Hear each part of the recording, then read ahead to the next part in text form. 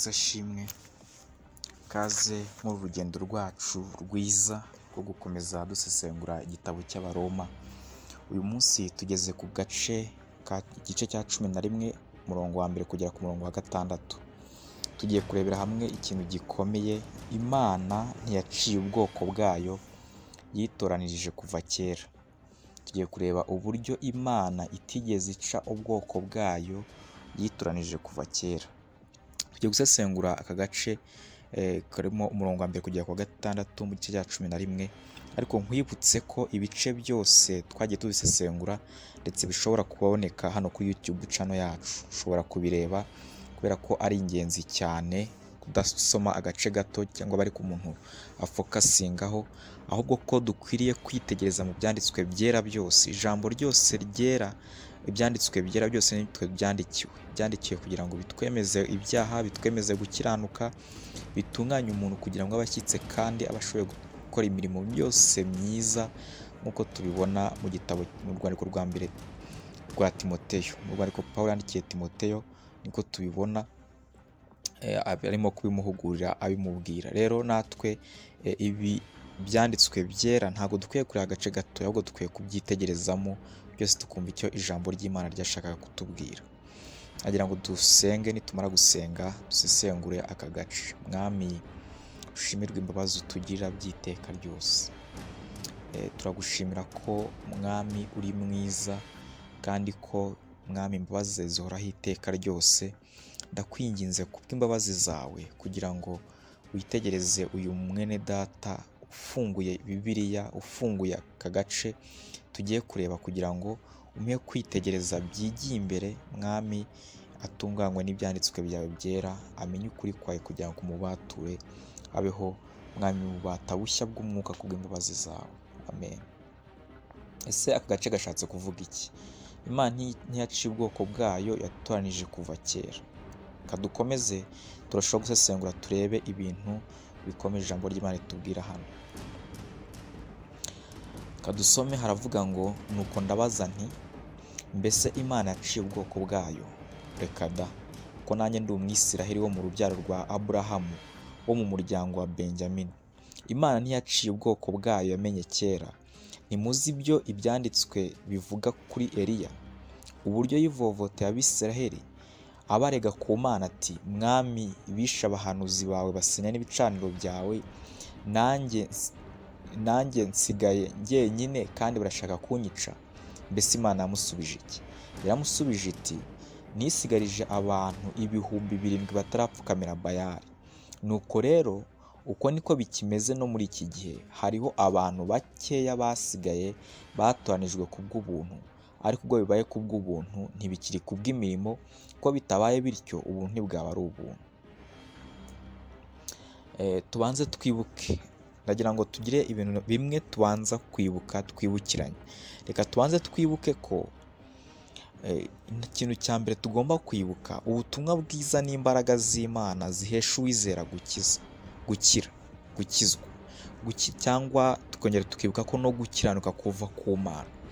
Niwitegereza Abaroma igice cya mbere umurongo wa 16 umurongo kugeza ku wa 17, uyu tugiye kuganira, ugiye kutwereka ibyo yatwandikiye muri gice cya 11. Hari ibintu yibuka ko twagomba kuba tuzirikana kandi twabonye mu bice bibanza. Kimwe muri byo ni uko ubutumwa bwiza ari zo mbaraga z'Imana zihesha uwizera gukizwa, ariko ikindi cya kabiri, gukiranuka kuva ku Mana kukagera ku muntu binyuze mu kwizera.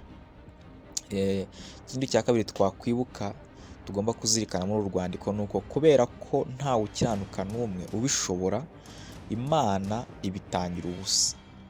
Iyi mirongo, igice cya 3 umurongo wa 10 kugera ku wa 11, hatwereka ko ntawe ukiranuka n'umwe, bose bayobye, bose bandurijwe hamwe. Ariko umurongo wa 24 hakatwereka ko Imana itsindishiriza abantu ibibahereye ubusa kubwo gucungurwa kubonerwa muri Kristo Yesu. Icya gatatu twakwibuka muri uru rwandiko kiza kudufasha muri aka gace, ni uko kubera ko ari umurimo w'Imana wo gukiza, uwo itakijije ntiyabasha gukiranuka, ndetse uwo yakijije nawe bigaragara ko yakijijwe koko iyo bisoza asa na Yesu, kuko aricyo yatoranirijwe. abo ko ari cyo yatoranije abo ikiza isi itararemwa. Kuvuga ko Imana kera cyane isi itararemwa yatoranije abantu muri Kristo Yesu kugira ngo bazagire ishusho ya Kristo, babeho ubuzima bwumvira Imana. Ikindi cya kane tugomba kwibuka ni uko ibyo mvuze twabisanga mu gice cya 8. Ikindi cya kane dushobora kwibuka ni uko nubwo Pawulo agayira Abisiraheli kutizera kwabo, isezerano ry'Imana ryarasohoye ryo gukiza. Ibyo tubisanga mu gice cya 9. Igice cya 9 icyo kintu kiba kitwibutsa twibuka tuzirikana.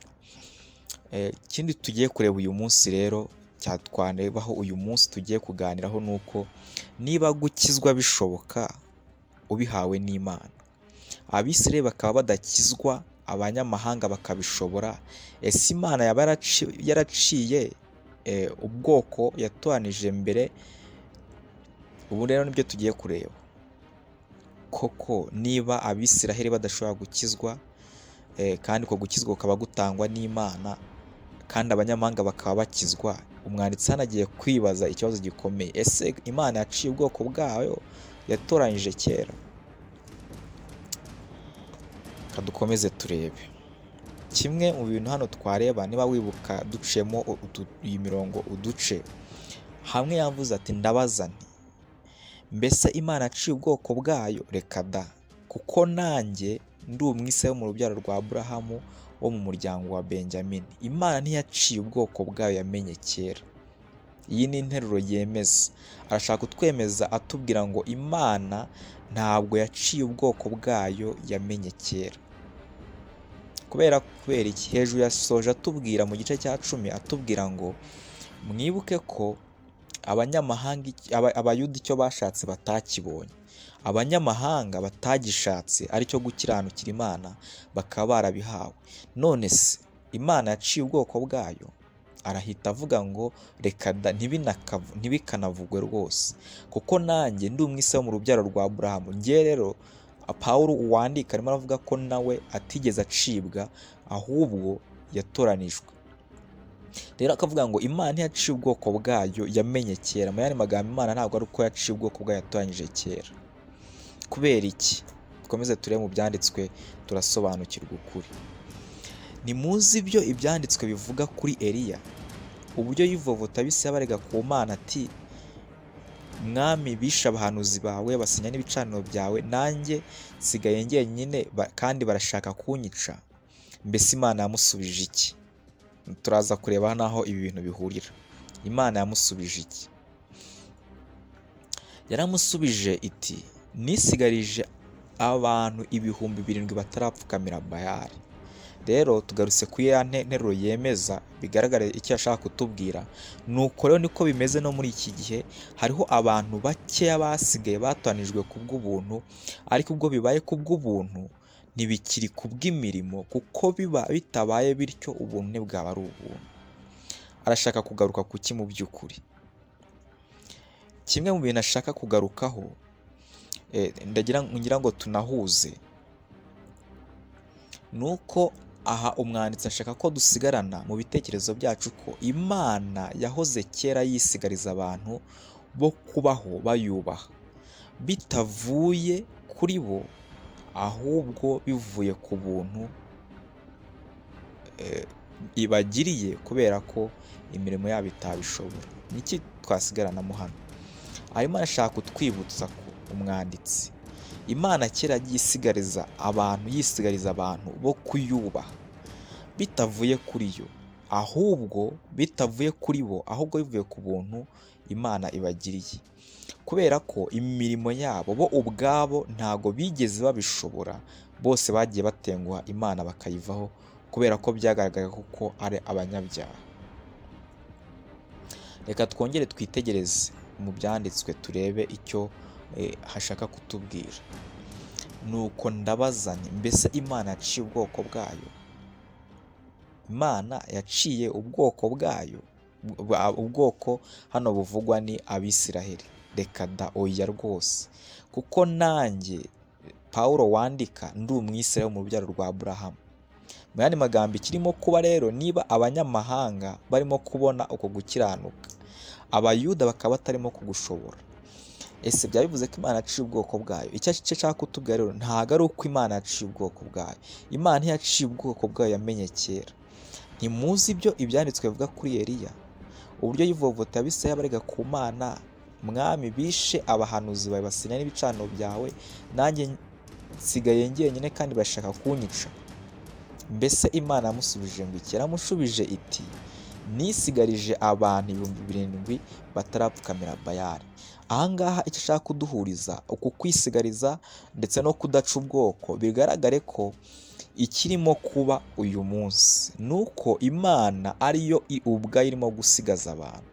Kubera iki? Umurongo wa 5 arahita atubwira ngo nuko rero niko bimeze no muri iki gihe, mu gihe cya none hariho abantu bakeya basigaye batoranijwe ku bw'ubuntu, ariko ubwo bibaye ku bw'ubuntu ntibikiri ku bw'imirimo. Bamuvuga hano ni imirimo yabo, kubera ko bitabaye bityo ubuntu ntibwaba ari ubuntu. Mu yandi magambo, byaba ari igihembo Imana irimo guhemba abantu ko bakiranutse, irimo koko kubashoboza. Oya, ariko noneho niba bibaye Imana ikaba isigaje abantu, nuko ari ubuntu ibagiriye, atari imirimo yabo ibishoboye. Rero ibyo Imana yakoze mu gihe cya Eliya bimeze nk'ibirimo kuba muri iki gihe,